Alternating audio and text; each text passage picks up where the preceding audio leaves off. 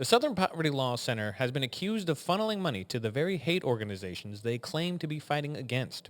This got me curious, so I did my own investigation and found out they weren't the only ones fooling the public. It turns out the National Association to Advance Fat Acceptance secretly owns Ozempic. Doctors Without Borders, they built the Trump border wall. And Queers for Palestine, oh wait, they were intentionally giving money to people who wanted to kill them. Whatever. Activist groups aren't incentivized to solve anything. Fixing a problem simply dries up the money supply.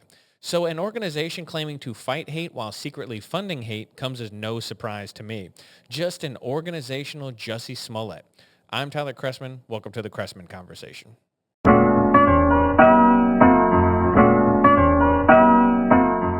Hello, welcome everybody. We have two topics we're going to get into today. We are going to talk about the Southern Poverty Law Center funneling money to hate organizations and Virginia casually disenfranchising half of the voters in the state. But before we get into either of those topics, we're going to talk about my favorite comment from last week. It comes from my man, Kevin, who said, quote, "What you described as a huge win for the U.S., Israel, and the world is accurate. This is a bold strategic operation from the beginning, and it has been a resounding success, and every American citizen should be proud that our president carried out a successful mission to bring the Iranian government to its knees," end quote. Kevin, you're exactly right. You were 100% correct. The comment was a little longer than this. I just took out part of it. But you're exactly right. The people, the doomers and the gloomers out there who want to pretend that Iran is some sort of debacle are just totally wrong. This is a tremendous victory for the United States, for the world. It's a great thing, and only President Trump had the guts to make it happen. So I wish him continued success in this foreign policy.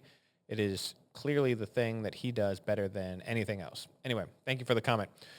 Let's get right into... The light behind this computer is bright. The topic one, the SPLC and the lying liars that they are. Now, for those of you who are unfamiliar with the SPLC, I'm probably going to mess that acronym up at some point. I'm going to say it a lot, so at some point it's going to come out like SLPC, SCLPL, whatever it is. The SPLC, man, that couldn't have been worse timing. The SPLC is an organization. It's a 501c3, so it's a nonprofit that has a bunch of lawyers who work there. It's an activist group is basically what it is. So it was founded in the 70s, 1971 actually, by this guy named Morris Dees, Joseph Levine, and Julian Bond. So those are the three guys. They founded this thing. The idea in the 70s was that they were a civil rights organization, or they were a civil rights nonprofit. And what they were going to do was they were going to fight extremist groups. And it actually was a good strategy. When it was founded, the idea behind it made a lot of sense, because what they found was that a lot of these organizations that existed, they were legal, and they kind of found ways to bankrupt them. So they sued a bunch of chapters of the Klan for a bunch of things that... it's hard to just sue someone for racism. So they would find things they'd sue the Klan for, and they eventually tried to bankrupt these organizations. It's a smart strategy. It really is for what they were doing, which is fighting the Ku Klux Klan. So I'm not going to say it was a bad thing for them to do, obviously, because it's great. They bankrupt the Klan. Okay, so the initial idea behind it is good. They're fighting racism. They're fighting for equality. You say, okay, these things are good. I like... Hey, guys, I don't like racism. I like equality. These are great. The problem with the organization is that the organization has morphed over the years, and it has become a caricature of itself. It is no longer this organization because we'll get into a lot of the reasons why, but one of the big reasons is because racism in America, it doesn't really exist the way that it did in 1971. Right? On the heels of the civil rights movement, racism looked a little bit different than it does in 2026. Organizations like the Southern Poverty Law Center have a hard time admitting that, because then they say, well, we're actually not relevant anymore. So the organization has morphed. It went from just fighting the Klan to to operating sort of a hate watch list, where they put out this list of people, these extremist bad people, bad guys. And when I was on the left, you used to always see people talk about the Southern Poverty Law Center as doing good work. And because they target really the bad guys. They say, this guy's a neo-Nazi. Here's a little biography about him. He's an extremist. He's on our extremist list. You say, well, that makes sense to me. Okay, so this is kind of like it's keeping track of bad guys, and that makes sense. I remember the day that I knew that they were full of shit, pardon the language, the day that I knew that the Southern Poverty Law Center was a terrible organization. They put out an anti-Muslim hate list group, whatever it is, and they put two names on the list. They put Ayaan Hirsi Ali and Maajid Nawaz. Now, you can't see because of the background right now. I have books by both these people. Ayaan Hirsi Ali, I have a painting of Ayaan Hirsi Ali right over there. Ayaan Hirsi Ali is one of my personal heroes. She is a wonderful, excellent, amazing person. And Maajid Nawaz, I like Maajid Nawaz. He was an actual extremist Islamist. So he wasn't a jihadi. He didn't commit violence, but he was an Islamist. He would call himself that. He went to prison in Egypt, I believe. He was actually imprisoned. He learned Arabic. He had I believe he still does. He has the Quran memorized. He is a Muslim. He calls himself a Muslim. He is not an anti-Muslim hate monger. Neither is Ayaan Hirsi Ali. Ayaan Hirsi Ali is an atheist, or was, I think now she considers herself a Christian. But they put these two people on the list. And I said, well, they're just full of it. Like, they're not anti-Muslim extremists. They talk about Islam in a real, rational way, which is that Islam and the West are in this clash of civilizations. And if we want to continue to have a liberal, tolerant society, we are incompatible with the way that Islam is practiced in a large part of the Middle East. That is not bigoted to say about Muslims. What I'm saying is the culture in Afghanistan is different than in America. That seems pretty obvious to anyone. I would say the culture in America is better, but that's just me. You don't have to go that far to just acknowledge the reality that the cultures are different. And they are not compatible in a variety of ways. The treatment of women, the treatment of homosexuals, the treatment of other minority groups, the treatment of apostasy, so the idea that you can blaspheme against Islam. Most people in the Middle East, and I'm not saying this, just making it up, find me data that proves otherwise. Because everything I've ever seen says apostasy in the Middle East is a capital offense, and most people believe that's totally acceptable. What does apostasy mean? It means renouncing the faith of Islam. So if you say you're not Muslim or you were a Muslim and you renounce the faith, they will kill you. And most people think that that's morally acceptable. Again, does that sound compatible with what a tolerant liberal society in the West believes? No. So they put these two people on there, Ayaan Hirsi Ali, Maajid Nawaz. I said, well, they're nonsense because those people they're not bigots. They don't hate Muslims. In Maajid Nawaz's case, he is a Muslim, so obviously nonsense. They also put a bunch of right-wingers on there who just happen to be right-wing. They'll put Matt Walsh on there or libs of TikTok. They'll call her an extremist. Now, listen, being a right-winger does not make you an extremist. Being Matt Walsh does not make you an extremist. Extremists, to me, what that word means, what I think of when I think of the word extremist, it means a person who is advocating for or comfortable with violence. That's what it means to me. I don't know how you would define extremist. That may be up to you. That's my definition. An extremist of any ideology is a person who wants violence or advocates for violence or at least is comfortable with violence happening. Like, what's that guy's name who's getting big right now on the left? Hassan Piker. That terrible idiot. So he's an extremist to me because he seems very comfortable with violence or the idea of violence. And that makes him an extremist. More than Matt Walsh. I've never heard Matt Walsh advocate for violence or say violence is acceptable. Never once. Same with libs of TikTok. I'm not familiar with everything that she's ever done in her life, but I've never heard her say violence is acceptable. They're right wing. They think that, for example, I'm sure they put Matt Walsh on there for the trans stuff. He doesn't like the trans ideology. I don't like the trans ideology. Does that make me an extremist? No. I don't care what trans people do, but I'll say men shouldn't play women's sports. Hey, we shouldn't give hormones to children. Does that make me an extremist? No, it just makes me right of center and also rational. So anyway, the point is, so the Southern Poverty Law Center, they lost all credibility with me a long time ago, but they are still an important organization. They actually work with the FBI to monitor hate groups, and they're included with briefings, and they brief FBI personnel. It's actually got them in some trouble. They were part of that, in 2023, the Catholic memo that got the Christopher Wray in trouble because they basically put out this memo that said They were monitoring extremist Catholicism or Catholic extremists, whatever it was. So it basically made it seem like traditional Catholics who believe in traditional Catholicism were extremists or needed to be monitored for extremists. It was a big deal in the FBI. I don't know if anyone remembers it. Anyway, the Southern Poverty Law Center, they were indicted this week. And they were indicted on 11 counts of wire fraud, false statements to a federally insured bank, and conspiracy to commit money laundering.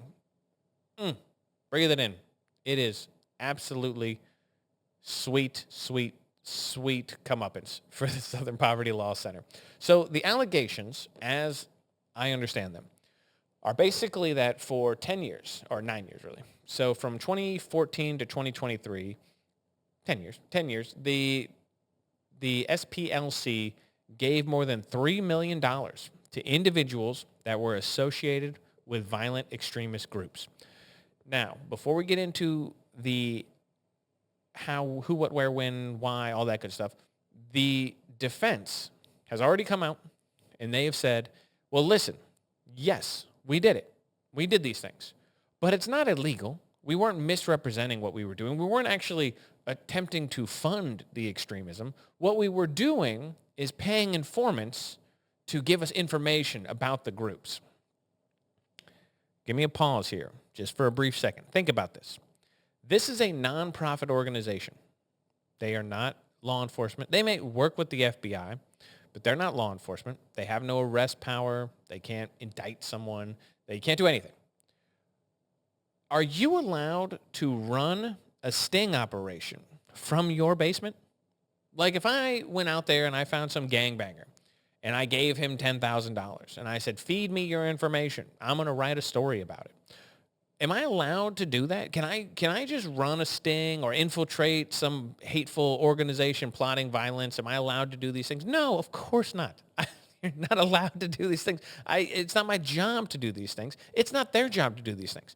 Because the money that they were paying to the extremist groups for information were funding the groups that they were saying were violent and extremist. It's nonsense. The whole thing is nonsense. They were giving money to the Ku Klux Klan. They were giving money to the Ku Klux Klan, the organization that they were founded to fight. They were feeding money to people who were grand wizards and all these people inside. They gave money to the Aryan Nation. They gave money to the American Nazi Party. They gave money to, this is a cool name for one of them, the Aryan National Affiliated Sadistic Souls Motorcycle Club. Does that sound like an organization you would want to, if they were on the corner selling magazine subscriptions, are you going to buy some from the Aryan National Affiliated Sadistic Souls Motorcycle Club? Probably not. Maybe you would, actually, because they probably sound like some scary dudes. But you shouldn't. It's bad. They did, the best one. We're going to talk about this one. They gave money to the Unite the Right organization. Does that name sound familiar to you? It should. Because if you've been paying attention to anything in politics for the last 10 years, the Unite the Right rally is one of the stupidest controversies that has ever existed. The most dishonest controversies that's ever existed. It was a terrible thing. The Unite the Right rally, for those who don't remember, there was a protest and a counter-protest over the removal of a General Robert E. Lee statue. So a lot of people, this was during the time when the woke mob was trying to tear down every statue that ever existed of anyone who's bad. Whatever you think of Robert E. Lee, don't care. Not the point of this. There were people who wanted to tear it down. There were counter-protesters who came out who wanted the statue to stay.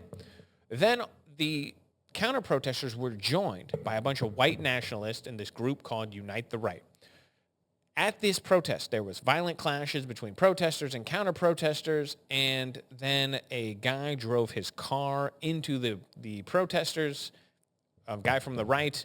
He killed one of them. He injured like 30 people. It was a big deal. He got arrested, and he's in jail for life. He's going to be in jail forever. So, and this was where we get the Donald Trump nonsense controversy of fine people on both sides. That's where it all comes from. This all comes from the Unite the Right rally.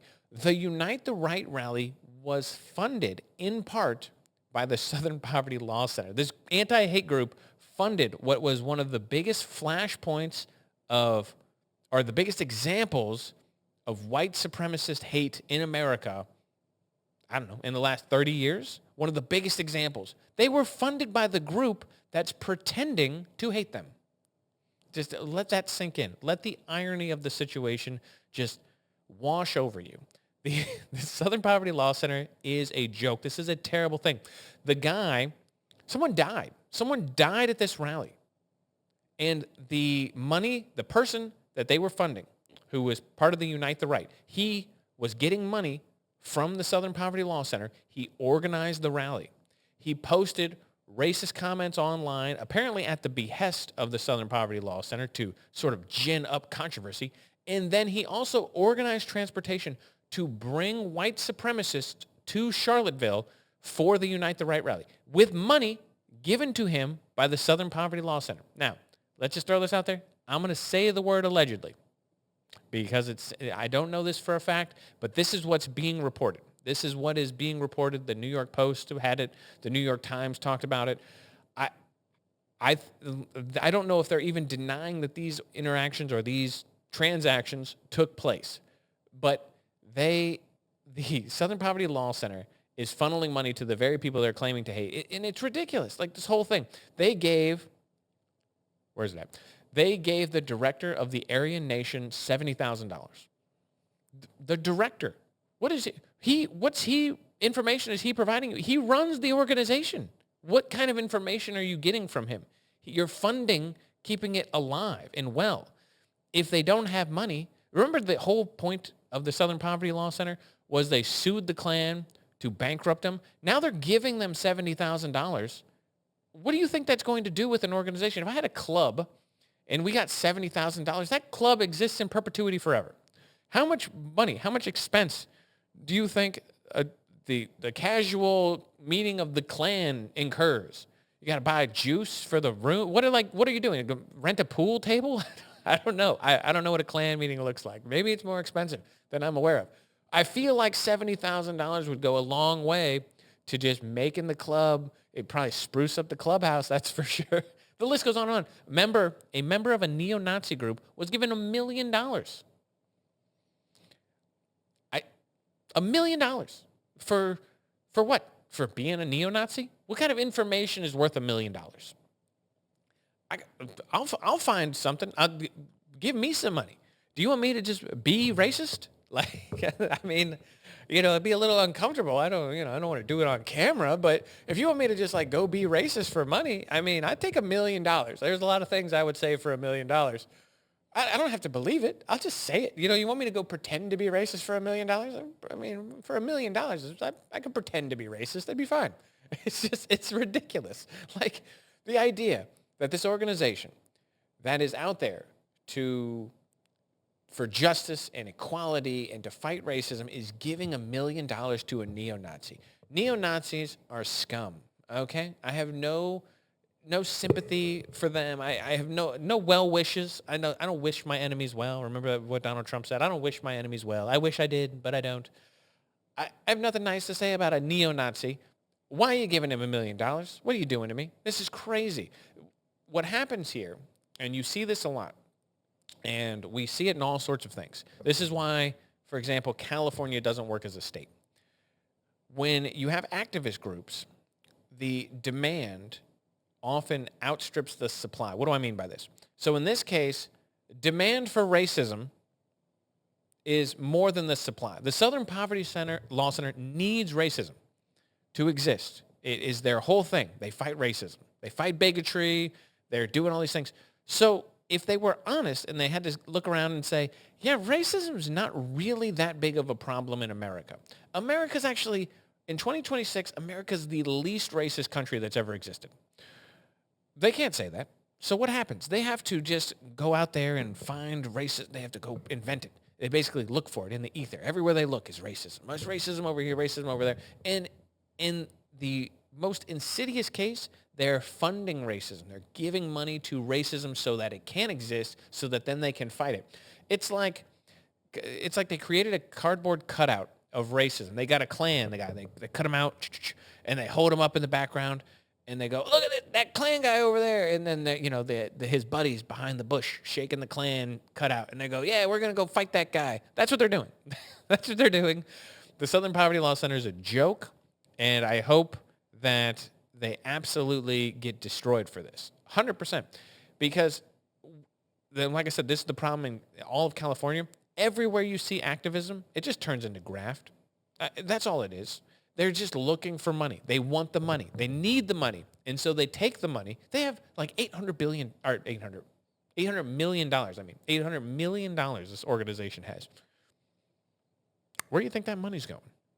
Well, apparently it's going to white supremacists. But, I mean, the other $800 million, who do you think is getting some of that money?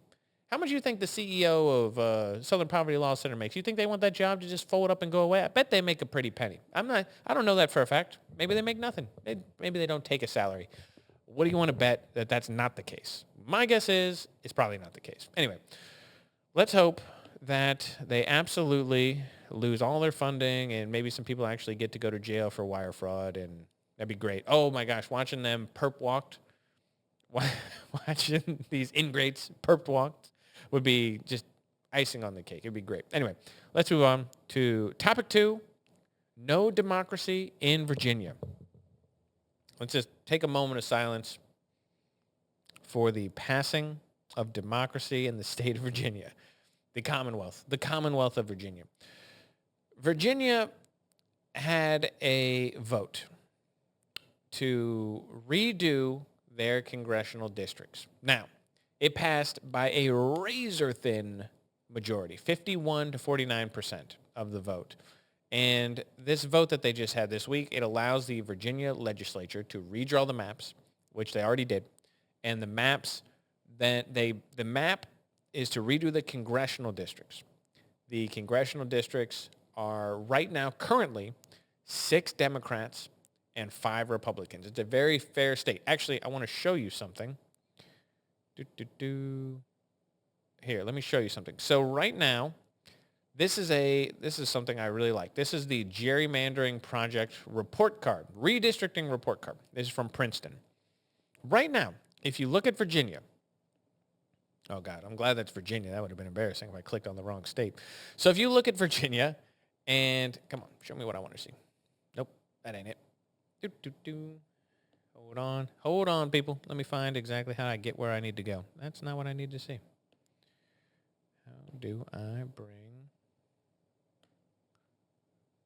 here we go. Okay, so this is what I'm looking for. So right now, if you look on the gerrymandering project, this is Virginia. Virginia has a very split. You can see red, blue. This is good. You want it to be split. Right now, their grade from the gerrymandering project is an A. What does that mean? Partisan fairness, A. There are no advantages. Competitiveness, C. Geographical features, C. So C is good. C is average. It's not terrible. C is average.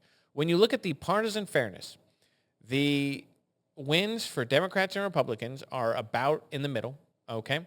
The competitiveness of the districts, this is a bad one. It means that each of the districts is pretty solidly Republican or pretty solidly Democrat. They're not very competitive districts, but that's fine because they're kind of even. And the geographic features, meaning how many of the counties get split, and the compactness, meaning are they normal shapes? They're both C's. So overall, the grade for Virginia is an A right now. This is going to take it from an A to an F.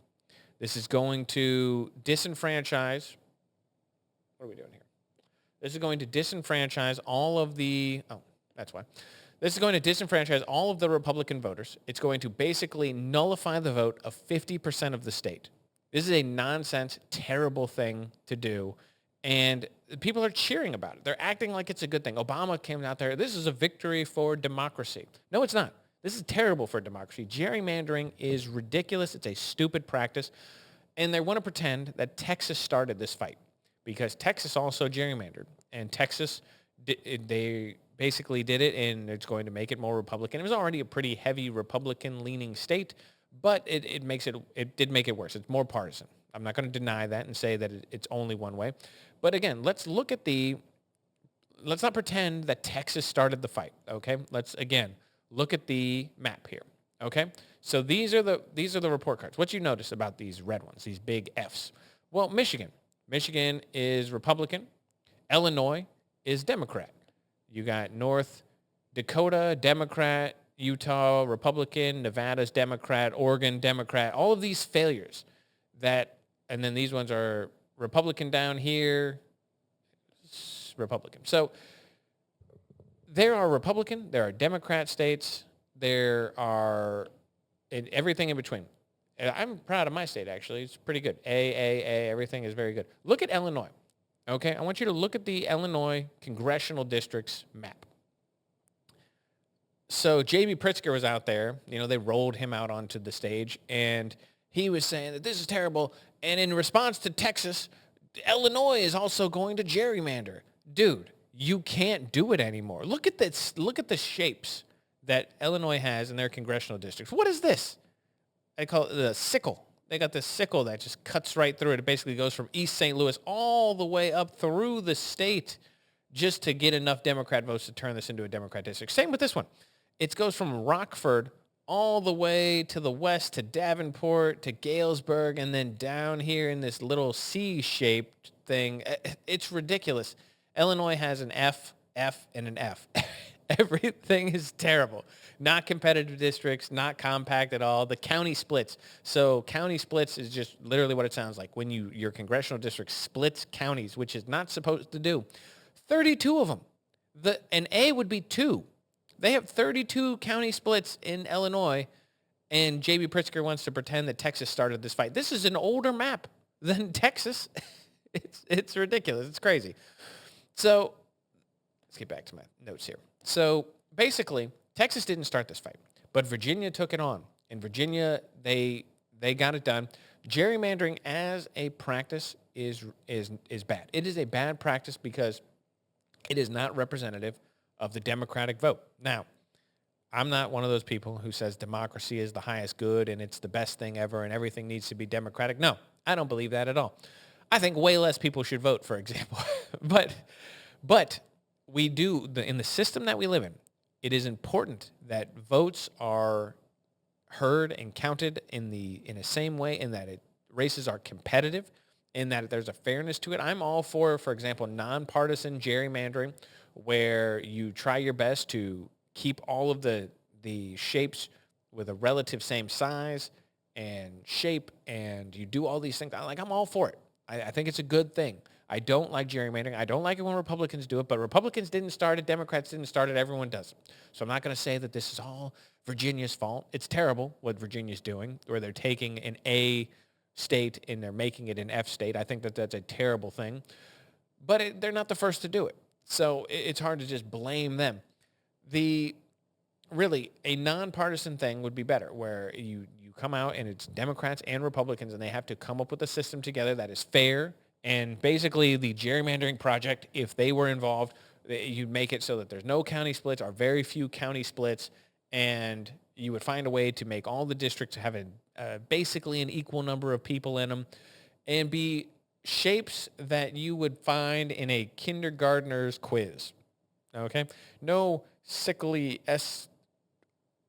rhombozoid, trapezoid, none of this. Squares, rectangles, maybe little circles every once in a while. But you know what I'm saying. Normal shapes, people, okay? I'm all for it. This bill in Virginia, that is terrible. It was blocked twice prior to coming to a vote, but the Supreme Court in Virginia overruled it both times. It's been blocked again. A judge said that this is absolutely unconstitutional. You're not allowed to just change the congressional districts in this way. I'm sure that it's going to get overturned at the Supreme Court a third time. It's a bad thing. But I want this to be a lesson to Republicans, because I have been very concerned. I am very concerned about the next big election. Not concerned about the midterms. I think the Republicans are not going to do well, but that's just the way it goes. The party in power very rarely does well in the midterms. I am incredibly concerned about the next presidential election. And I'll tell you why. Because if a lesson can be learned from Virginia right now, it's that the Democrats are not interested in playing fair. They're not interested in following norms. Remember, the governor of Virginia, this Abigail Spanberger, she ran as a moderate in Virginia. This is not moderate behavior. This is not like, oh, let's kumbaya and hold hands and everyone work together. This is extremist behavior, and that's the guys that they're going to run under. They're going to pretend to be moderates so that then they can do things like this. My concern, if the Democrats take the Senate, if the Democrats take the presidency, my concern is the same thing I've been saying for the last year, which is the Democrats are going to abolish the filibuster. They're going to add Puerto Rico and Washington, D.C. as states. They are going to enshrine Democratic control of the Senate for a generation. And they're probably going to pack the Supreme Court to ram through a bunch of legislation that would be shot down if they played fair. This is the worst case scenario. And it's something I'm very concerned about because I'm hearing people say that they're going to do this. People in the Democratic Party. I think everyone on the street doesn't understand that the Democratic Party is not the party of JFK. You know, your mom or your aunt who was a Democrat in the 70s and 60s, and they still think that the Democratic Party is the same. They don't understand that the politicians are not the same. Yes, some of them are 90 years old, but they're listening to this radical base that wants to fundamentally change the country, and it is a bad thing. And that is the worst case scenario. And that is what I'm concerned about, because I think if you really do disenfranchise half of the country, this is when you gets to violence. And I don't want violence. I think violence is a bad thing. I think that people are not ready for violence. And when it all of a sudden shows up, it's never going to end well.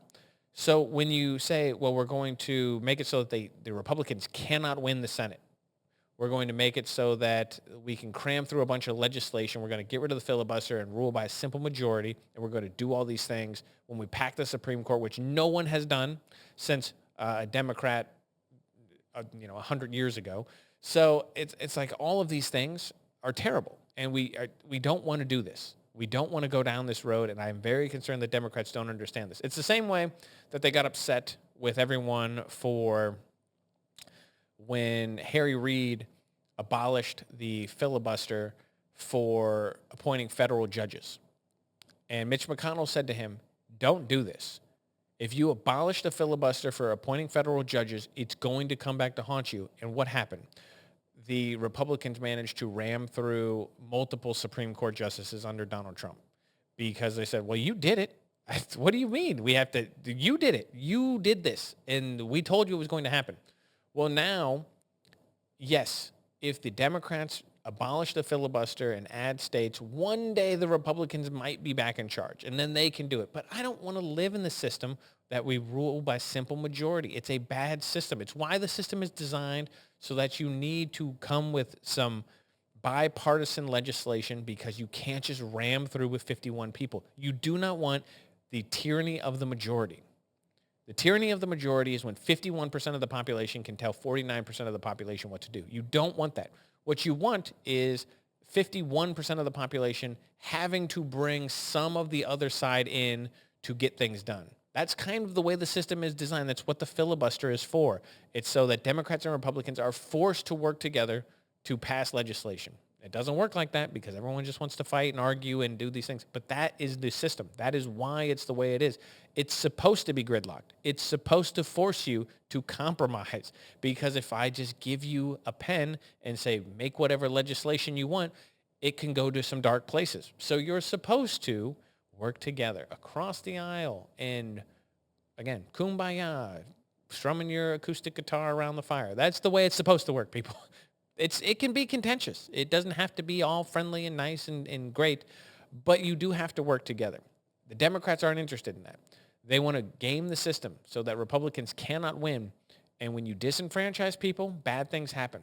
You can't take someone's ability to vote away and expect for them just to go along with what you say because you said, well, you don't get a say anymore. It doesn't work that way. Anyway, that's my doom and gloom. That's my worst case scenario. That is the alarmist in me that I hope is not accurate at all.